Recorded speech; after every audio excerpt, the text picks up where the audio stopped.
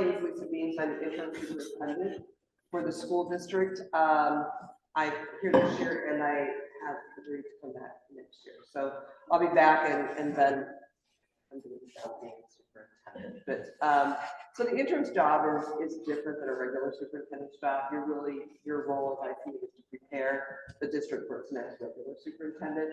So to work through some of the greatest challenges that the district is experiencing and try to get it stabilized in those areas, so the person that comes in can really come in and focus on building relationships and moving the district forward to its next level. So we do have limited time today.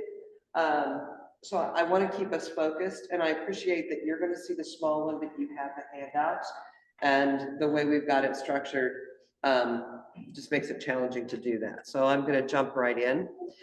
This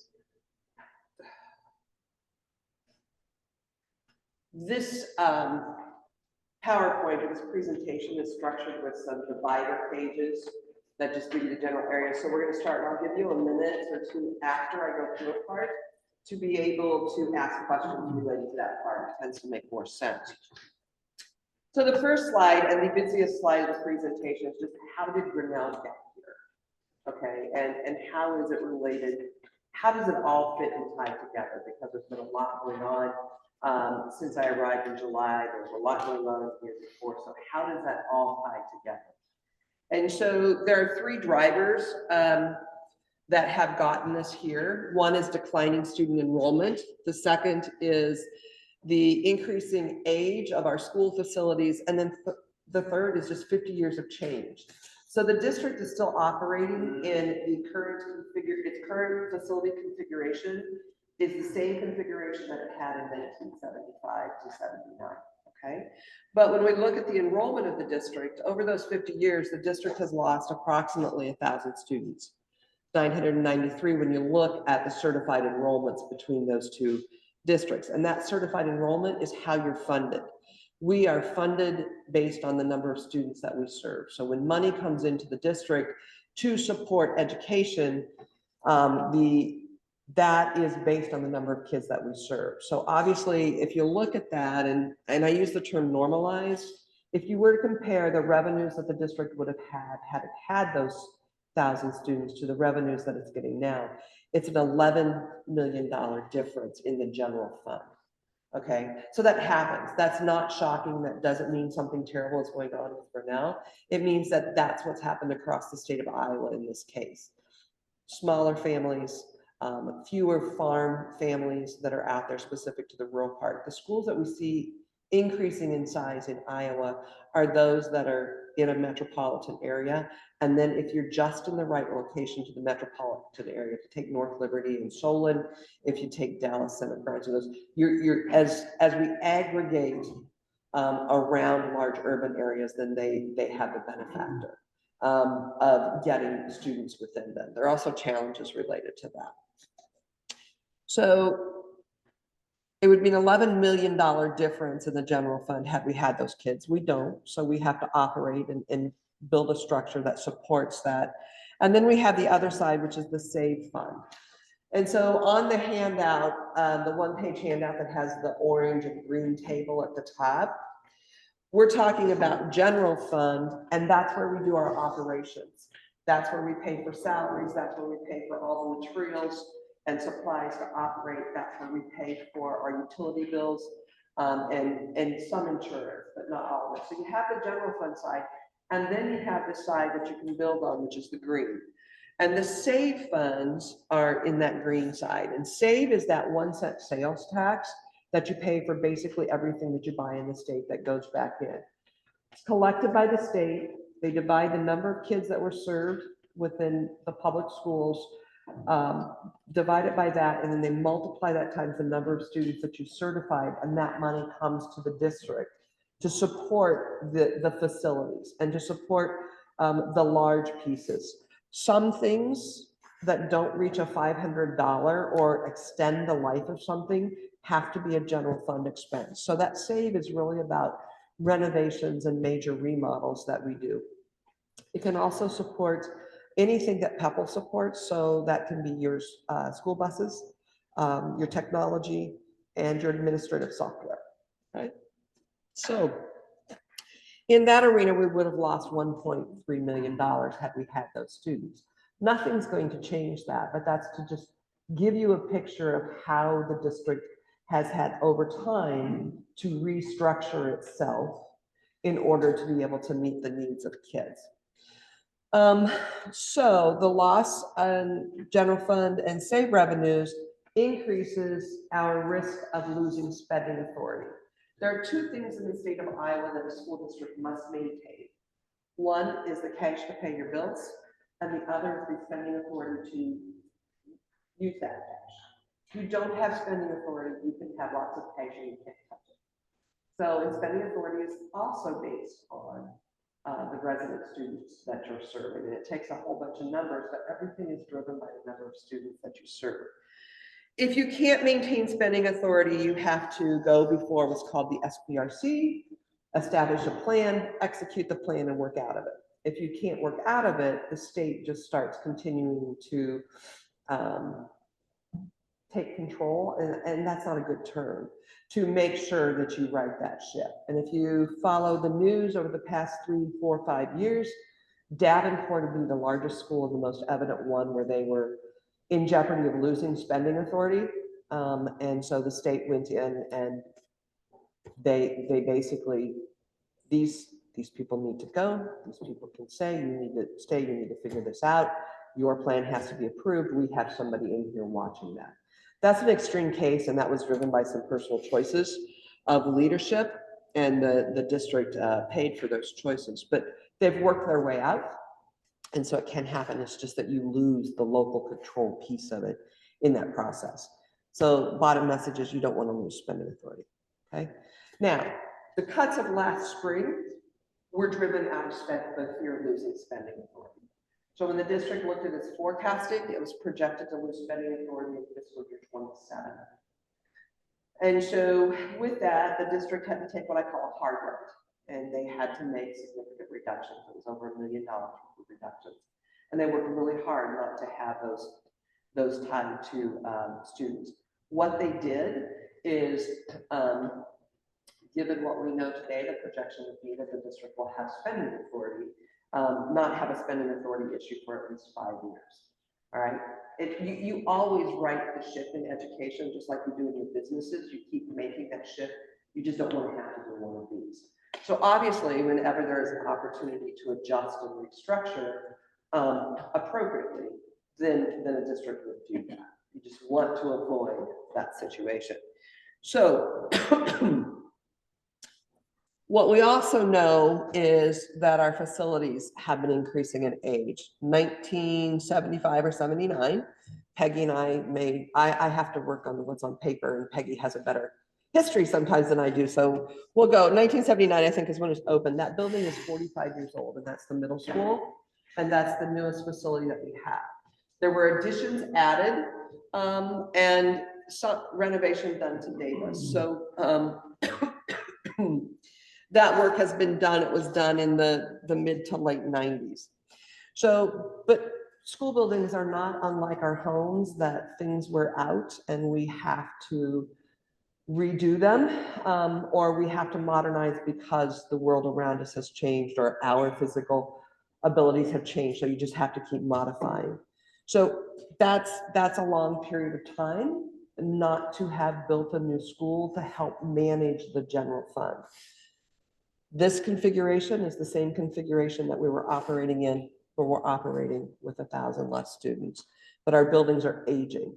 Okay, they're the same buildings we had 50 years ago. So some people's minds will go, oh, you have all this space, why do you need this new school? What we have to understand in the 50 years that have passed is that there have been a lot of changes in law and that have caused an increase. I had a community member come and go, I want to see how many teachers you employed in 97 or 75 to today. And so we went back and did that work. And we didn't have all the numbers to the 1975, but we took the same, like a general education class of 20 students, divided it by the number by that, and we were within teachers of where we are today. The piece is that the laws that have changed. We didn't have preschool. We didn't have full kindergarten. We didn't have talented and gifted. We had some special ed, but now we employ 16 special ed teachers. Okay, the programming that you would see across the expectations, they're at risk. Okay, you didn't have all of the at-risk staff that you have to support kids, and then the programming. We all went to school, and we would have had business, industrial tech, family and consumer science, and all of those. But now we're required to offer 4, and we have to have what's called 4 units, which is 8 classes, 8 semester classes in each of those to maintain accreditation with the state. And so those are big pieces. We are within 1 or 2 teachers of what we would have had in 1975, as well as much as we can get to. But it's the addition of approximately 39 teachers to each with special programming that keeps us there. The other point that I'm going to take the time to impact here is I have heard a lot from the community about that middle school. The board did not serve us well with this middle school. And some really negative connotations to that. If we go back to the 70s, can we remember what was going on around us in the 70s? That was a big point. I was in high school. I can remember a little bit. Anybody remember what was driving us? We're in the middle of an energy crisis, okay? And so that was the perception of the designers and the architects who were designing the perception that we would be in that energy crisis. So we needed to take steps. Much of what they did has been proven not to be effective, nor have we stayed in that world. That middle school has an interesting electrical system, which they have been working to mitigate, change out, and now electricity is more expensive than the fuel types. So that's an issue with the middle school. We complain that it's dark. Well, if you're in the middle of an energy crisis, do you design with lots of windows and lots of light? No, it's a darker facility. I'm going to tell you, instructionally, that is an amazing building in spite of it. We also have you have some of these room dividers that you can open up. Okay, so the people that were designing, the people that were giving input would have come out of the 1960s. Okay, and so they had a very different perception, just carrying that with them, about how instruction would look and how we would be much more embracing and much more active in that manner. And so that's why you see parts of that hasn't necessarily held true. We know a couple of years ago I did some work, and when they started really taking hits at public education about the decline in student achievement, Iowa is one of the last states to really encounter student diversity at the level that we are seeing it now. And at that time, they were like the 4th in the nation in terms of the speed at which they were encountering that diversity. So what has been a long time a standard of diversity on the east, west, north, and south had gotten here. And so those states, many states, have had the opportunity to rebuild their instructional system to meet a broader range of kids. And Iowa is still figuring that out. We don't have it all figured out. And if we could stay in one path and one focus for long enough and not be jumping and targeting each other, I think we could get there more quickly. But it's going to take us a while to get used to how do we meet the needs of all of the students that we have. So I've spoken a lot about change, and you can read those. The bottom 2 are the piece. The accountability that we have professionally and academically has shifted dramatically in the last 50 years. I can remember times when I went into a school district and they still didn't have evaluation systems, solid evaluation systems for teachers and administrators. As well, sometime about 10 years ago, 15 years ago, it hit me that the of making a decision that's in the best interest of that student is what you always want to do, but you have to be very cognizant of the position that you're placing the district in terms of liability.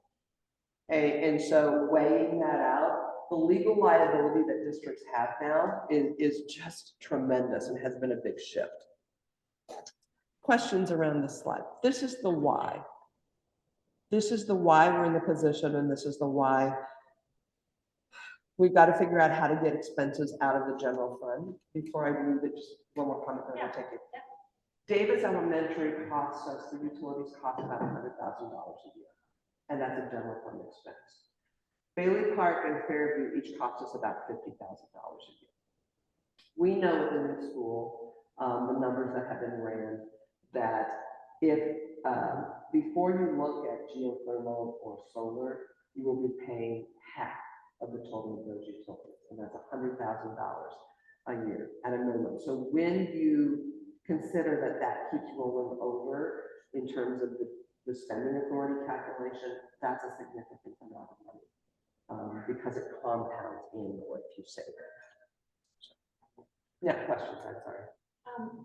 To your point that a lot of this is based on the number of students enrolled in the school district, is there a point when enrollment is projected to go back up, or is it going to continue to decline? What is the theory on that? So what I can see is Grinnell's open enrollment, a significant amount of them, as far back as I could get reasonably, is tied to the years around 2008 and then COVID. You had an exceptional drop in students around COVID, and enrollment right now is stabilizing. Like we were within or above by a couple of students last year, which was not typical across the state. And the 2008, I don't know if it was an industry, I don't know, there was an economic issue at the time in that might have driven part of that. To say that it's going to stabilize or not stabilize in part depends upon the decisions that are made at the legislative level. I think within this environment, we also know that people choose to come to communities in part based on what your school looks like. And I'm not going to say that I agree with that. That's a reality of the generations that we're serving. I had the opportunity to go to China, and I'm going to tell you, our schools are amazing compared to theirs. But when I can see a young 14, 15-year-old speaking 3, 4, 5 languages in a performance and translate for the head of the department of that region's education, but it's the instruction that goes on in there, but perceptually, we're very driven by what we want our children to have, what we didn't have or what we had as we went there. So there are just so many factors that go into enrollment stabilizing and staying where it's at that it's hard to say. It's all based on a lot of decisions, some of them that are local decisions, and some of them are decisions that are beyond our control.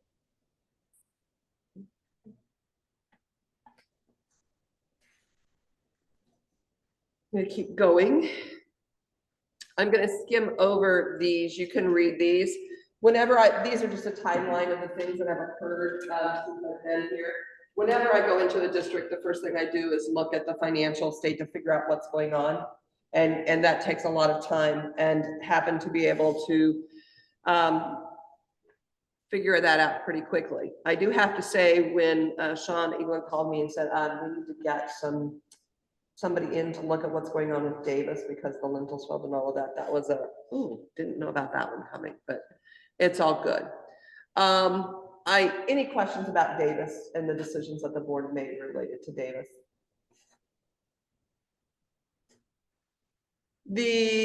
A lot of time, the only part that I would bring out here is in trying to listen to a lot of people and hear a lot of viewpoints.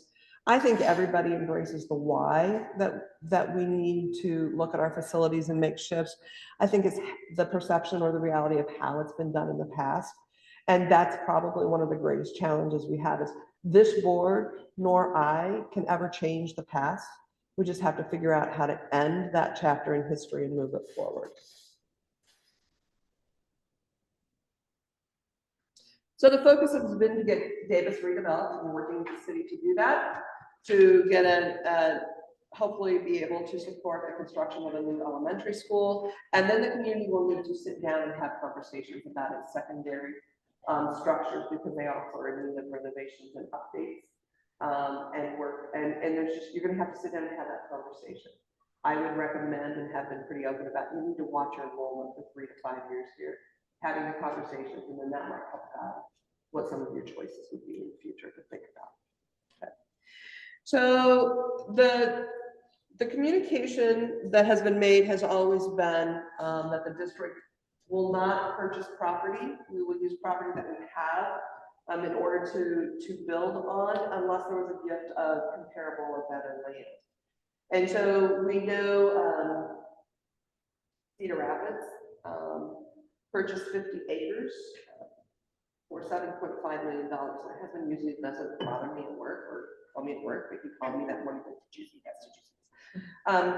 Yeah, so we knew that the cost, we know historically the cost of land since the school says the finding land increases the value. And our focus is on building a good and durable school. And we want to use the limited money that we have in order to build that. So with that in mind, the Orange Park Foundation, the Orange Foundation came to the district and said, we will give you a gift of land. And so we did our due diligence in order to make a comparison of those two properties. And that included working with a line to get a general idea of the requirement for electrical. The city was gracious enough to allow us access to their engineers, and their engineers helped us to understand what was needed at both facilities. And there are things tied to lift station and water. The middle school actually was probably better positioned in that case. It was still going to need that, so it still had some cost. We know that we need, we have enough water for daily use, but water pressure for fire is a piece that would have to be addressed there. CMBA, who is currently the district's architects and engineers, did an off-site review of aspects and did a physical review of them as well. And the elevations out of the middle school are just kind of really tricky about how they are. And if you see it at the south end of the middle school, if you look to the property line, there's a 6-foot increase in elevation, which could be just really challenging unless you were to try to purchase additional land to help pull that out. The other piece is we all know that traffic is challenging out there, and that piece of well, the goal would be to resolve some of that at the school we're going out there, knowing that we could get it situated and have the space for the playgrounds and all of that. We could do it if we had to do it, but we still thought there was a potential that we may have to move our transportation facility. And there you're adding some significant cost to get it real. So it was determined throughout all of that, that gift of land and some of the other property was a comparable or actually better property in which to build the elementary school on. So the intent would be that the elementary school is out here. And so lots of pieces in the community, there are so many questions, what's going to happen? And some of them, I just ask people to appreciate from the outside in, I don't quite understand all of it. I understand the emotion, but some of the assumptions, we're working to address those. And hopefully by tomorrow morning, end of today, we'll be able to give people some voice. And here's the driver. Had we started having conversations with people beforehand, they would have said, you're not transparent, we're not going to trust you, okay? So the board needed to accept the gift, and the gift has a condition of the voted PPEL passing, and then we can get everybody together to figure out all of the ins and outs of this. So we do know this is going to be here. We know, as an example, the soccer fields are here, and that's a big concern. The district owns an old middle school football field and softball field. It could be reconditioned pretty easily to serve as soccer fields. It may not be the best place. And until we can sit everybody down and say, okay, we have this, you have this, we have this. What's the best place and how can we make this work? And that holds true of many of the locations. People are concerned about the GART, especially older citizens who use it, the community parks that use it. Our driver, my driver in this, is we need to know where we're going to locate this school. We need to have the freedoms to locate the school, considering all of this. It's not going away. There's no goal that those services that are provided to the citizens of Grinnell are going away. That's nobody's desire. If anything, to improve upon them. So we can't say we're going to do this or we're not going to do this. It's that we need to get to the other side of that vote before we invest time and energy to figure it out. So the district offices, there's been a piece about the district offices being located downtown. I get that perspective. We would integrate with the foundation offices, so we would live there together, which will save the district about $50,000 a year. And then we have the Orange Learning Center as well. We also have this parking lot, which amazingly was, we're not going to be able to use the parking lot. Our parking lots are used a lot. If you're coming to access something. So if you're coming to the GARC and the GARC is providing those services, why would we ever tell you no, you can't use that parking? Or the kites over Grinnell or the fireworks.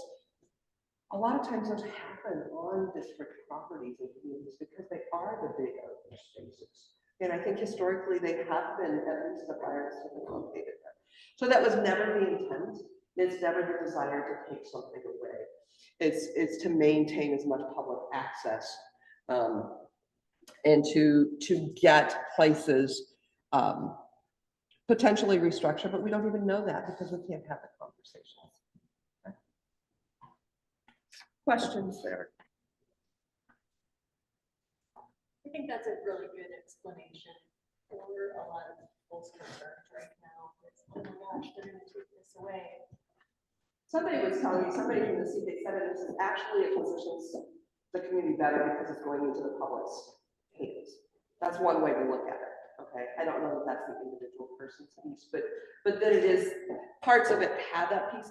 What I'm trying to say is the Orange Foundation, the city, the school district, and the Learning Center, we're all working together and we'll continue to work together as we go forward. We just have to mark some time here until we know whether that investment of time and energy will be what is in the best interest of the community.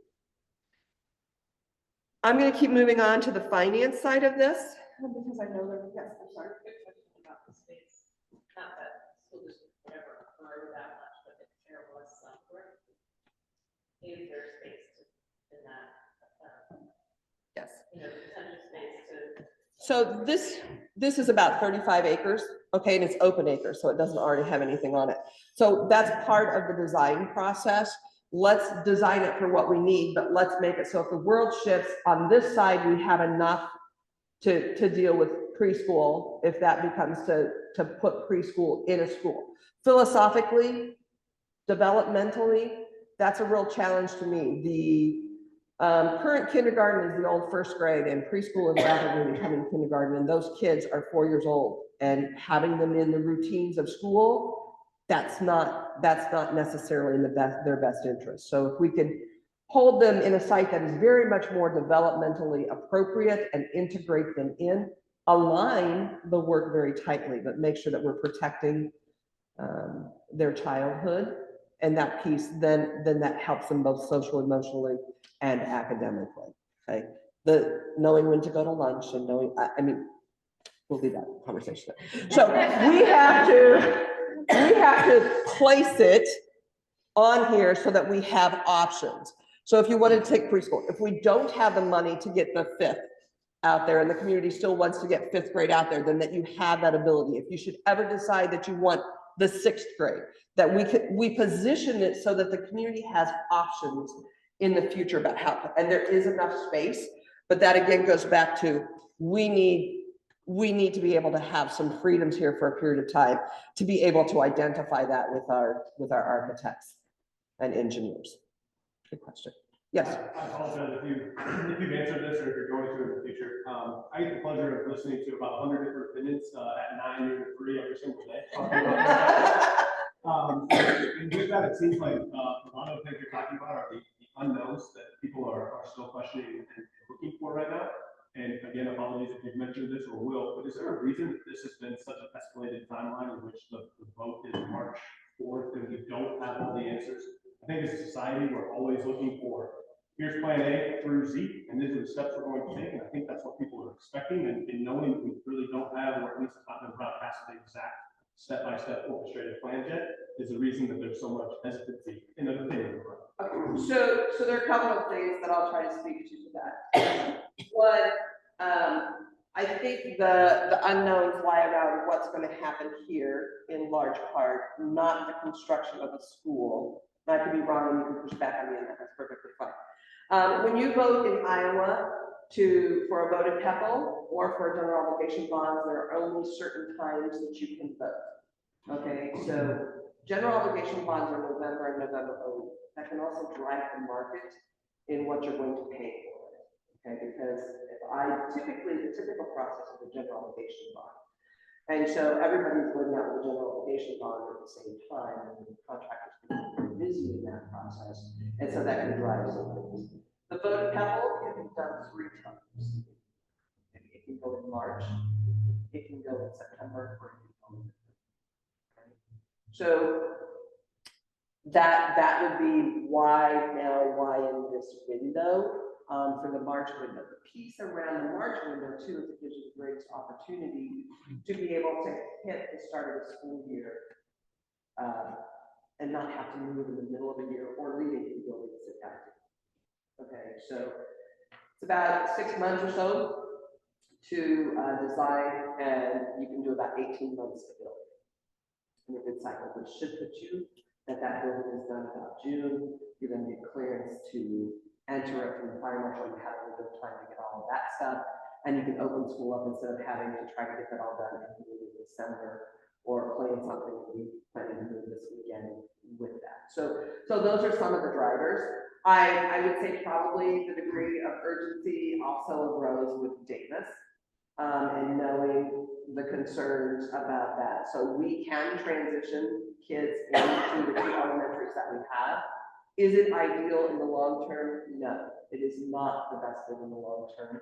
And so if we can craft a path that minimizes the tax impact so that we can get that building started, is considered to be in the best interest of the community of kids. And so that's the part of it. Yeah, anybody can give me insights, because again, I'm from the outside looking in, and I get those pieces. Most of the questions I have heard is about what's going to happen to me and how can we define that. Some people will say, well, I don't know what the school's going to look like. Okay. That conversation about what that school should look like or what we need to have it done look like, those need to be conversations with our staff. And we can't have those conversations. And to do that again to the staff with 3 failed bond issues is really, really challenging.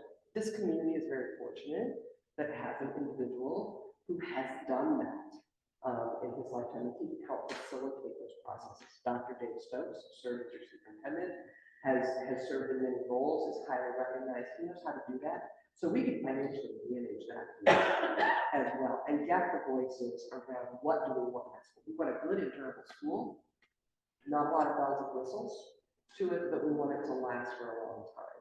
And so I think those are the pieces. I do appreciate that view. Can I just build on that just a smidge? Because Sure. I think those are some of the same concerns, and to take it just a smidge, a little bit further. I think that I know we can't change the things that have happened with the last few administrations, and I know that's kind of a big black eye for a lot of what's happening now, because there were some things that just seemed odd with the land purchases and different things that we've had. I think just conveying that piece, in my mind, what you just said, I think is really important. I can understand. I know some people are emotional about the soccer fields and things like that, but in my mind, as a business owner, thinking about some of the farmers and the amount of money that they're going to be investing with increased taxes, they're wanting to understand that how that piece works with. This is a lot of money, you know. This is $32 million, and how are we projecting that this is going to cost that much when we don't have a plan? You know, I guess I don't understand in my brain how does that work? Because so we've taken a different strategy, because always before I believe in the situation, most typically in schools, they come forward with what we want. All right, we want this and it's going to cost you this. We've taken a very different strategy, and this is what we can generate, and we will build to that point, and you will have to address it. And from all the numbers that we run, we could get a K4. Now I'm going to tell you, you don't know anything until you open up those bids. But when you run a range of square feet for children from different entities that do that for a business, and a range of costs, for $32 million, we should be able to build a K4. Okay? So instead of saying we want this, it's we can generate this. Okay, so from here, this is what we're going to do. We're going to build based on that. That makes sense. But I think that's something that that as you're passing this message on to other people, I think that's an important piece. And I try to do that, and I appreciate that because I actually have Howard Street Fairgrounds probably targeted more towards farmers tonight. And so that just reminds me very much to make sure that I have that piece. Yep. So how are you going to do this without a general obligation bond, which is the typical method? So we're going to walk through that just a little bit. We're ready to move on from here. I have a random question. So let's say the $32 million it ends up being 32 million and it's just K through 4 and somebody in our community donates and they're like, we want it K through 5.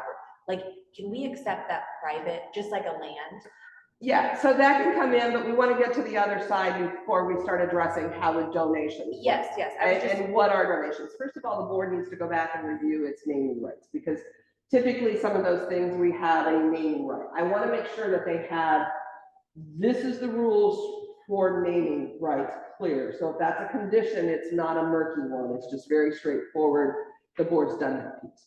So then how those donations, do they come directly to the district or do they go to the foundation or somebody that's holding them earmarked? And so all of those pieces, we need to spend time making sure we have our ducks in a row before we start doing that. It's just not a piece that I've taken the time to get Absolutely. straight. I was Okay. just curious. So yes, you know, and my philosophy is it's the school district's responsibility to build that school. Okay. Given that, you know, you have to make that decision. If somebody comes in and says, this is a gift to you, I don't think anybody's going to turn it down, but we just have to make sure that we have clarity around the how and then the procedures to get it done. Okay. Thank you. All right, I think I'm probably going over and Rachel's going to kick me out. Okay. So typically schools build under a general obligation bond.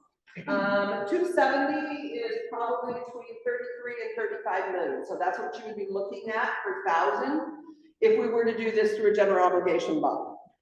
Knowing that 3 general obligation bond requests in this community has failed, I have worked to take the path, the guide to where the path of greatest probability. Okay. Because we are in a position that we need a new school. And so a general obligation bond is typically for 22 years, plus or minus. What we're proposing is actually to aggregate the resources that we have on the green side of that table, everything but a general obligation bond. So the 1-cent sales tax receipts, we will use what's called revenue purpose bonds. Okay, so we're not going to be taxing additionally to purchase that bond. We're going to bond against 80% of our future save receipts. Okay, and you can only use 80% because you have to hold the 20% if you experience a declining enrollment. And in this district, that's about $500,000.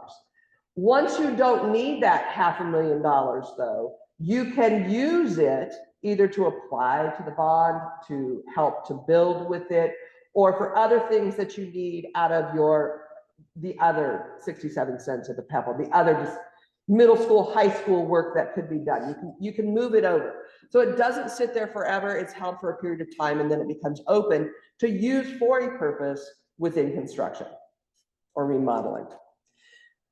We're going to go down to the bottom. The district has previously held money. They have $6.8 million in reserve in the Save PPEL on the green side.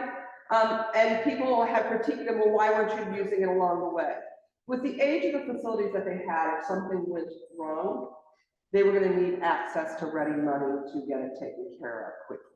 Okay, so that was a wise purpose. But at this point in time, they will commit that $6.8 million to the project. And so then what we're coming back in to help get us to that 32 million is the 67 cents per thousand. The rest of the voted PPEL levy, you can have $1.34. We have 67 cents that is for the general use of transportation technology and maintenance of buildings. That will stay over there for those purposes. This resolution, this 67 cents is specific to building a school.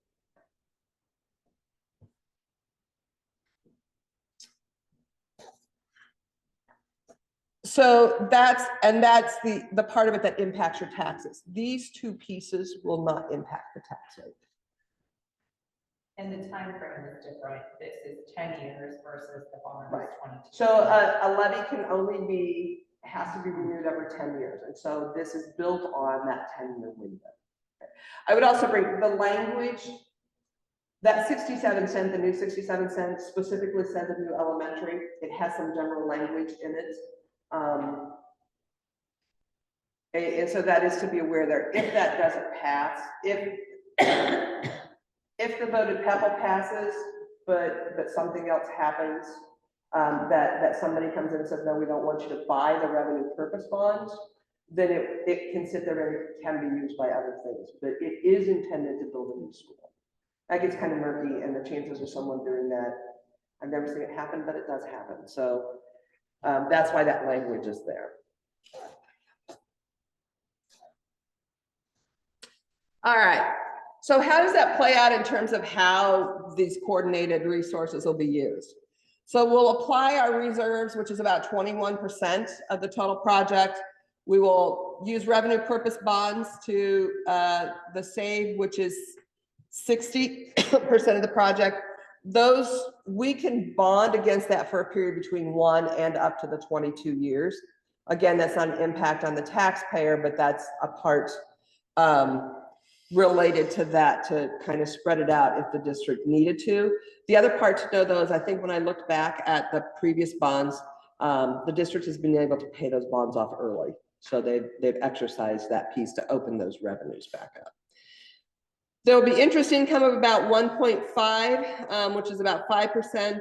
And then this increase of 67 cents for the voted PPEL will either go into revenue purpose bonds or be held and just used immediately within the project, is about 4.5 million, and that's 14% of the project. So 86% of the project is going to be paid for through the use of revenues that we acquire. What we need is that 14% of the project to be able to build the school.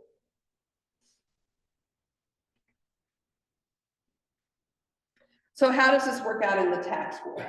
To you as a taxpayer, people as a taxpayer. If I have $100,000 assessed value on my home, under a general obligation bond, it would have cost me about $112 a year. In this model, it's going to cost you about $28.53 as an estimate. If I have $1 million assessed value on a commercial property, it would have cost me about $2,253 under a general obligation structure for 22 years. This one's going to be about $560 a year for 10 years.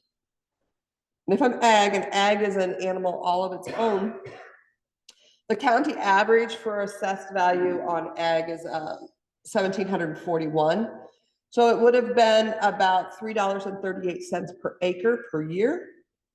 And under this model, it would be about 86 cents per acre per year. If you have 1,000 acres, it would have been about $3,377, and it will be approximately $861. So this structure tries to minimize tax impact and to accomplish the goal that the school district has, as well as I believe that the community has to continue to support growing for them. Now, part of me is old school. I love technology, but you have the old print tax tables. So you can kind of play out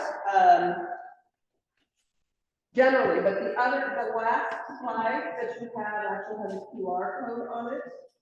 And that QR code, if you scan that, will take you out to a website that talks about the levy structure. How do we get to the numbers of how much we can generate? Within that, how does that 1% income surtax that we have there play out on that? And then you can go in, click out the Beacon Schneider, verify your assessed value, drop it into the calculators, the electronic calculators, and it will run it for you with showing you the rollback and all of that, just how the calculation is done there, as well as then apply the 1% income surtax that would play out based on that we know it's about, it goes from 67 cents to about 53 cents because of the ratio between the property valuations in the school district and then the income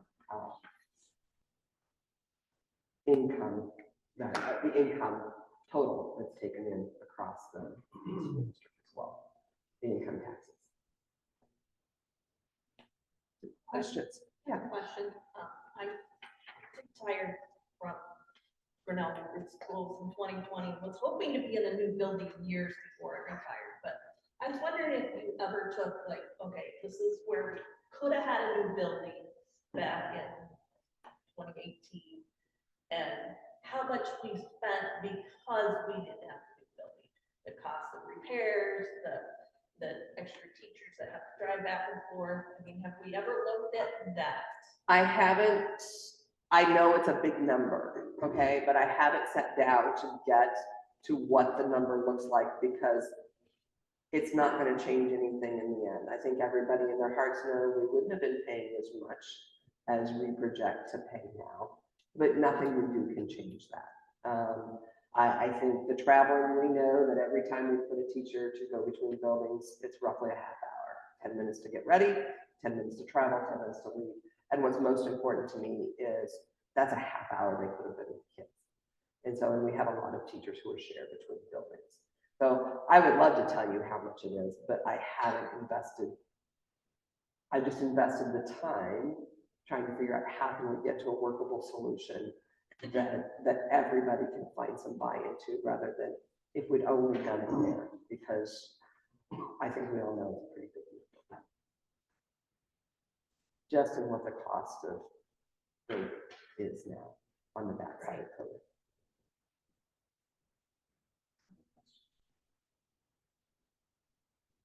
Lisa, there have been some questions at previous sessions about potentially the district utilizing proceeds from sales of existing buildings towards buying the costs down for the levy. Do you want to speak to that? So obviously, we do not want to hold on to real estate that we don't have the use for. So we will have, if this passes, 3 buildings. Davis, we know, is already being close at the end of this year. And as I said, we're working with the city to get it to a redeveloper. We couldn't have afforded to restore Davis, the exterior, which is what it needed. Had a 100-year mortar on it is what we believe, and we would be putting back a 10 to 20 because we can't afford that. We can't afford to seal it. It would be an additional $500,000 cost roughly every 7 to 10 years to do that out of a limited budget for schools. So it is, we're working with the city to do that piece. So it will hopefully find a bright future at the end of that process. We know that Fairview has the largest piece of land and is probably the best if somebody wanted to redevelop it for more housing within the area. So it has the potential to be repurposed that way.